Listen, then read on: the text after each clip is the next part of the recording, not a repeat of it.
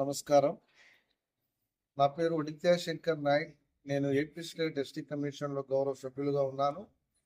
ఇవాళ ST commission మెంబర్గా విశాఖపట్నంలో ఉన్నటువంటి కేంద్ర కారాగారాన్ని ఇవాళ విజిట్ చేయడం జరిగింది.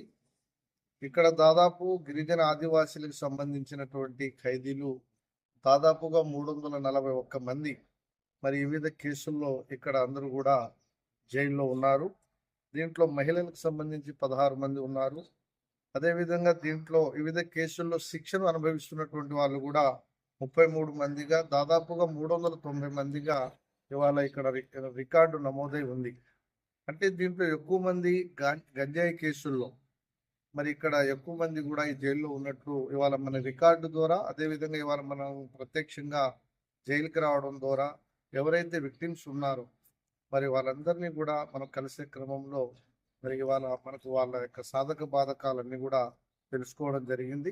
మేజర్గా ఏంటంటే గంజాయి విషయంలో మరి వీళ్ళ అభంశుభం తెలియనటువంటి గిరిజన ఆదివాసీ యువకులందరినీ కూడా ఏజెన్సీ ప్రాంతాల్లో కొంతమంది వ్యక్తులు వాళ్ళని అంటే ఈజీ మనీని ఏ రకంగా వాళ్ళకు ప్రలోభాలకు గురి చేసి ఆ ఈజీ మనీ ద్వారా వాళ్ళందరూ కూడా దాన్ని ట్రాన్స్పోర్టేషన్ చేసే క్రమంలో, లేకపోతే దాన్ని డ్రైవింగ్ కోసమో, లేకపోతే దాన్ని ప్లేస్ నుంచి ఇంకో ప్లేస్ చేరవేసే విషయమో, అలాంటి దానికి కూడా వీళ్ళందరినీ కూడా ఒక ముఠా అనేది వాళ్ళని ఉపయోగించుకోవడం జరుగుతూ ఉంది.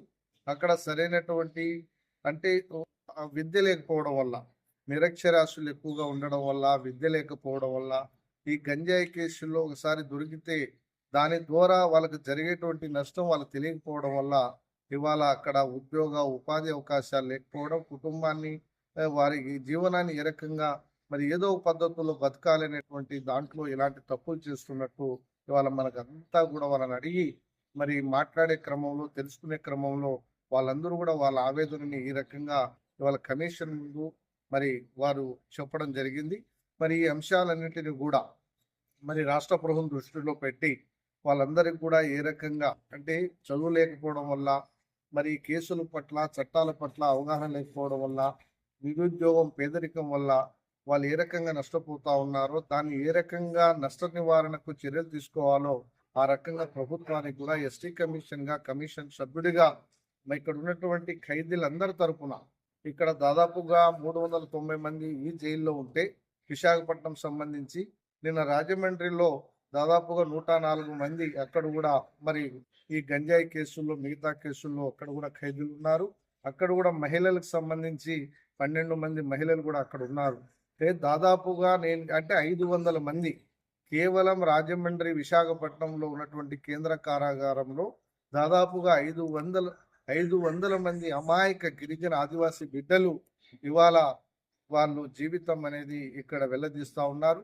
దీన్ని గౌరవ రాష్ట్ర ప్రభుత్వానికి అధికారులు దృష్టిలో పెట్టి వాళ్ళందరికీ కూడా రాబోయేటువంటి రోజుల్లో మంచి జరగడానికి, వారికి కూడా చట్ట ప్రకారంగా ఏ రకంగా వాళ్ళకి ఏ సహాయం చేయాలో ఆ దిశగా కూడా అన్వేషించేటువంటి ప్రయత్నం జరుగుతుంది. దీని మీద పూర్తి అవగాహన కూడా ఏజెన్సీ ప్రాంతాల్లో, ఆదివాసీ గిరిజన ప్రాంతాల్లో యువకుల్లో, ఆ ప్రాంత ప్రజల్లో కూడా కల్పించి ఈ గాంజా నుంచి ఆ ప్రజల్ని విముక్తి చేసేదానికి కూడా మరి రాష్ట్ర ప్రభుత్వం తరఫున ఎస్టీ కమిషన్గా మా వంతు కృషి చేస్తామని మీ ద్వారా తెలియజేస్తూ సెలవు తీసుకుంటా ఉన్నాను.